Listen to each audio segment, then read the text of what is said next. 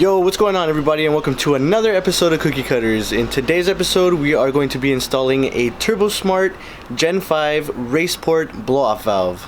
Let's do it.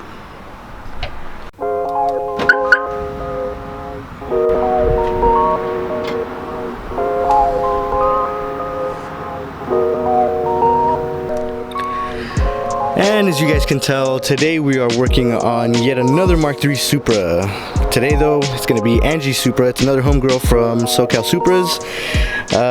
So originally we were going to do an intercooler install, but so many things need to come off of this car, so we're just going to save that for another day. For today though, what we're going to do is we're going to remake this entire piece here. We're going to replace the Blitz with the nice Turbosmart, so let's get to it.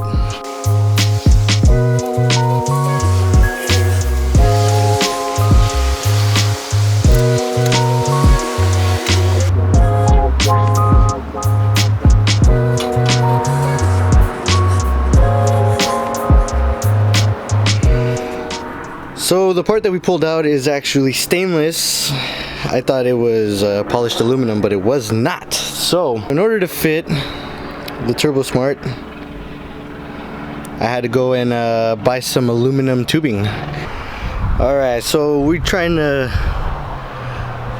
fit it up and get the right angles just to mimic the pipe that was already there. Or should I say the tube that was already there with the blow-off valve. So I'm just making a couple cuts, adjusting, seeing what we got to go around, like the dipstick and the coilover. So yeah.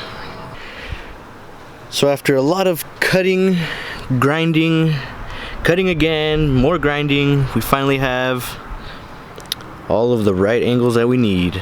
So now all I'm gonna do is tack it up, and then we're just gonna fully weld it, and then we'll see where we're gonna mount the flange for the blow-off valve.